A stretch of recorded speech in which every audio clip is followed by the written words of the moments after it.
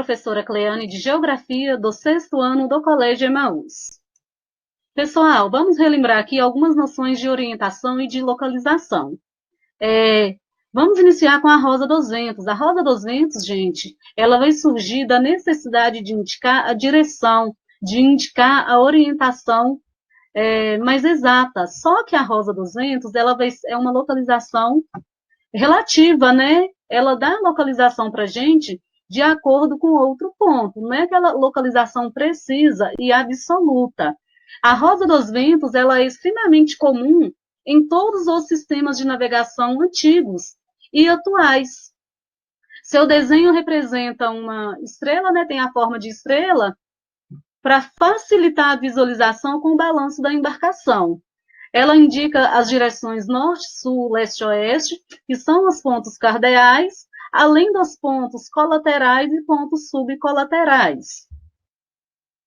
Assim como a Rosa dos Ventos, gente, a bússola também ela vai surgir com a necessidade de indicar a direção mais precisa. A bússola vai ser criada pelos chineses lá no século X e ela vai ser extremamente difundida pelos países europeus. E eles vão utilizar a bússola com muita intensidade, principalmente na época das grandes navegações, né? Quando eles estiverem expandindo seus territórios além mar. Os pontos cardeais que nós temos a partir da Rosa dos Ventos, gente, são norte, sul, leste e oeste. Os pontos colaterais, nordeste, sudeste, noroeste e sudoeste, e os pontos subcolaterais, norte, nordeste, norte, noroeste, sul, sudeste, sul, sudoeste, leste, nordeste, leste, sudeste, oeste, sudeste e oeste, sudoeste. Bom, e as coordenadas geográficas? O que são essas coordenadas geográficas? As coordenadas geográficas, elas formam um sistema de localização que vão se estruturar a partir de linhas imaginárias. Essas linhas imaginárias, gente, elas são latitude, o paralelo e o meridiano. A partir dos paralelos e dos meridianos, nós vamos obter as latitudes e as longitudes. Essas linhas elas são traçadas paralelamente entre si nos sentidos norte-sul e leste-oeste e são medidas em graus. A combinação dessas linhas elas vão criar endereços específicos para cada ponto no mundo. Então, a partir das coordenadas geográficas, a gente consegue ter a localização exata, a localização precisa de qualquer ponto no mundo.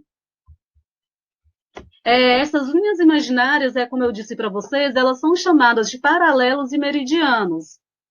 A partir dos paralelos, nós vamos ter as medidas em graus das latitudes e as medidas em graus, a partir dos meridianos, das longitudes.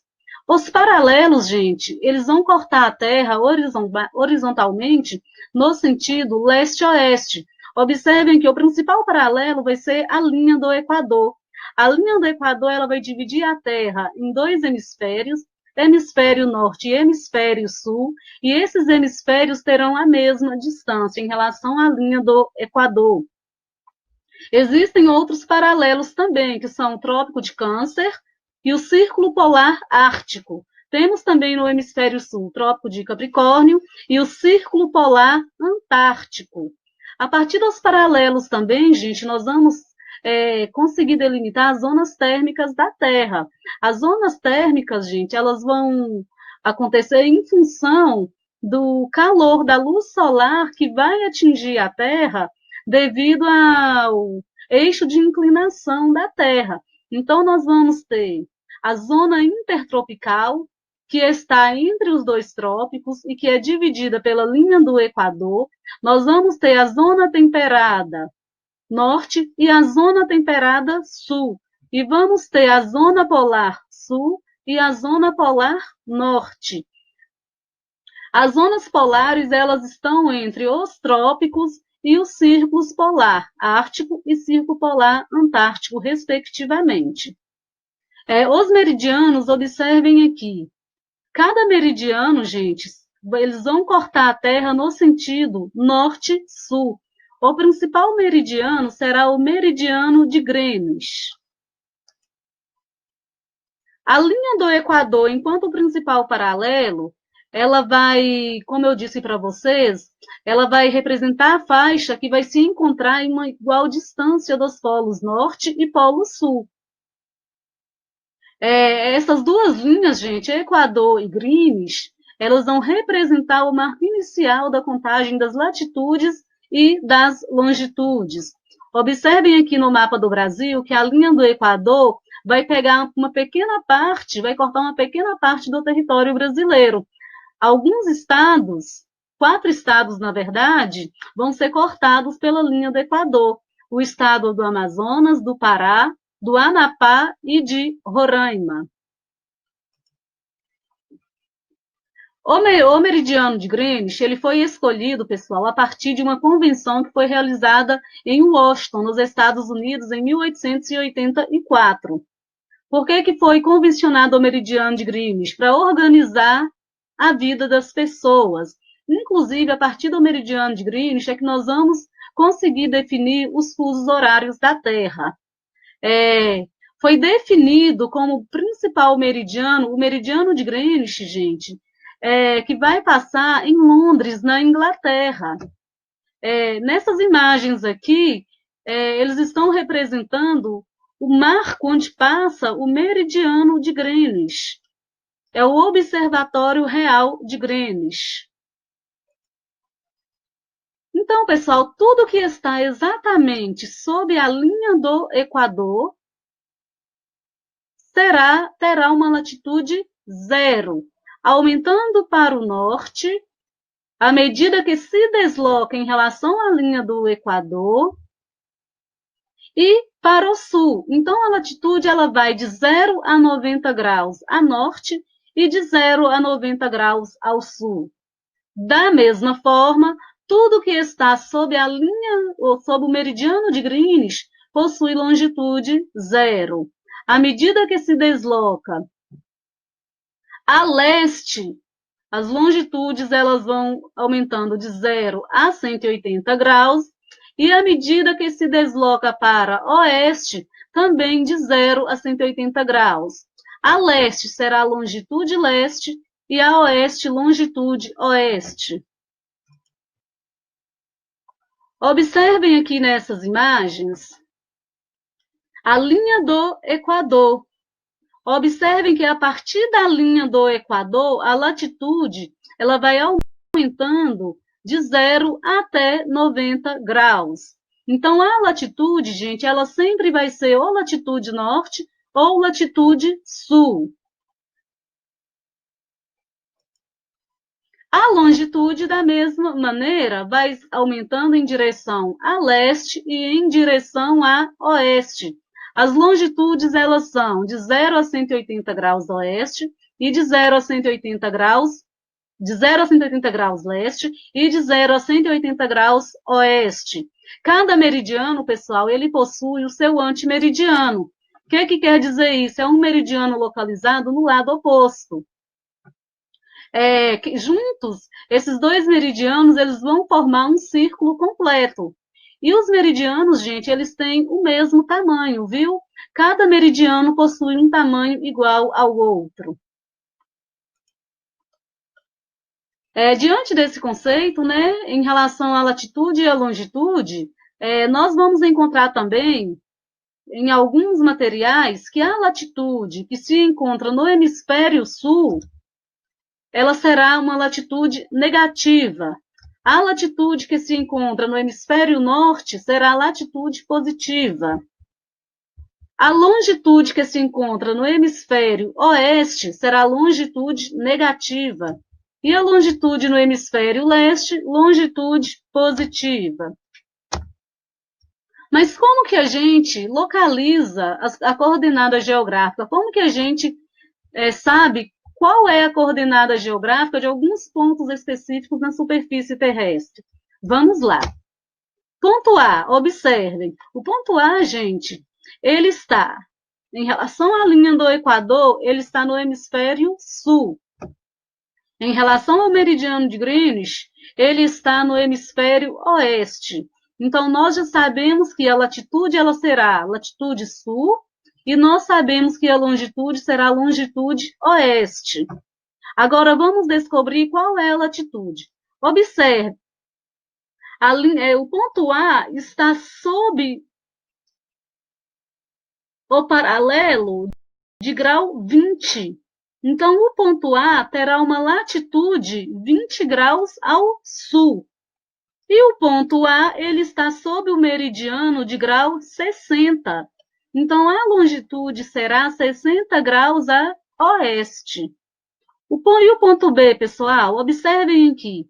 O ponto B está exatamente sob o meridiano de Greenwich. Nós percebemos que ele está no hemisfério sul, sob o paralelo, que corresponde a 40 graus, e sob o meridiano. Então, o ponto B, ele terá 40 graus de latitude sul e 0 graus de longitude. O ponto C, ele também está no hemisfério sul, porém, agora, em relação ao meridiano de Greenwich, ele está no hemisfério leste. Então, o ponto C está posicionado sob o paralelo, que corresponde a 20 graus. Então, será a latitude 20 graus sul, e de longitude será 90 graus leste. O ponto D, ele está posicionado especificamente sob o meridiano de Greenwich e sob a linha do Equador. Então, será 0 graus de latitude e 0 grau de longitude. O ponto E, ele está no hemisfério norte, então ele possui 40 graus de latitude norte, e ele está no hemisfério leste. Ele está posicionado sob o meridiano que corresponde a 120 graus. Então, será 120 graus de longitude leste. Gente, sempre quando a gente for olhar as coordenadas geográficas desses pontos em um mapa, em um planisfério, né, nós sempre temos que observar a posição desse ponto em relação à linha do Equador e a posição desse ponto em relação ao meridiano de Greenwich. Vocês têm que observar que sempre que estiver à esquerda do meridiano de Greenwich, será a longitude oeste. Sempre que estiver à direita do meridiano de Greenwich, será a longitude leste.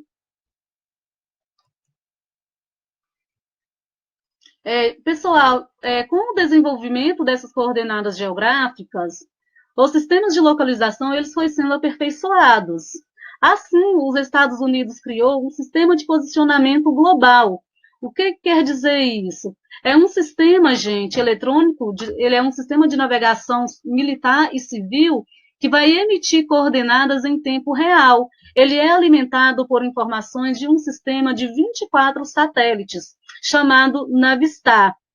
E ele é controlado pelo Departamento de Defesa dos Estados Unidos. Esse sistema ele foi lançado pelos Estados Unidos, operacionalizado pelos Estados Unidos, em 1995. Após os Estados Unidos lançar esse sistema, outros países também lançaram satélites para ter o seu próprio sistema de posicionamento global. O Brasil também tem um satélite lançado, né? O Amazônia 1, e esse satélite tem como principal objetivo fazer a captura de dados dos recursos naturais que nós temos em nosso território. Como que o GPS, gente, ele funciona? Ele funciona como uma constelação de 24 satélites que orbitam a Terra 2 vezes por dia. E esses satélites eles vão emitir sinais de rádio, né, é uma dada frequência para receptores localizados na Terra. E esses receptores eles podem ser até portáteis, aquele GPS de mão mesmo. Como que funciona esse sistema de GPS? Através de um processo de triangulação, onde 3 satélites enviam sinal para o receptor, que calcula quanto tempo cada sinal vai demorar para chegar até ele.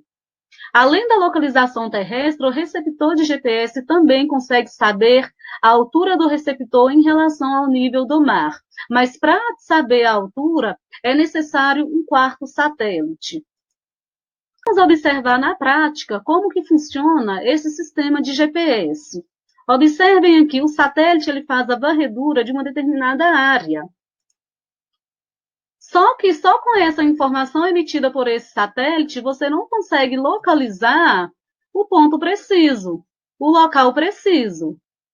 Então, é necessário um segundo satélite que vai emitir informações desta mesma região, só que também com esse segundo satélite você não consegue obter a localização exata, o ponto preciso. Você vai ter a localização de 2 pontos, mas qual é o ponto exato? Qual que é a localização precisa? Então, é necessário um terceiro satélite, e esse terceiro satélite, ele vai enviar informações dessa mesma região, vai cruzar os dados desses 3 satélites, e estes dados vão informar o ponto preciso, a localização exata. Gente, com o desenvolvimento desses GPS, né, novas facilidades elas vão surgindo na vida do ser humano. Hoje, a maioria dos aparelhos celulares e a maioria dos automóveis, eles já saem da fábrica já portando esse tipo de equipamento.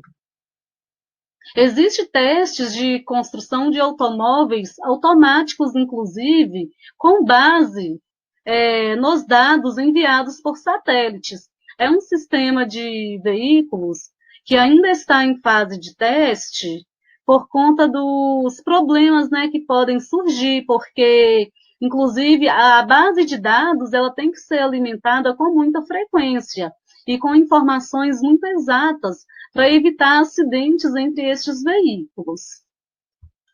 Por enquanto, é isso. Vou finalizar a aula. Se for preciso, assistam novamente o vídeo. Este conteúdo ele está no livro de vocês, da página 37 à página 44. Façam as atividades da página 41 a 44, 46 e 47. Façam com muita atenção, que na próxima aula nós teremos a correção. Bons estudos para vocês e lembrem-se, juntos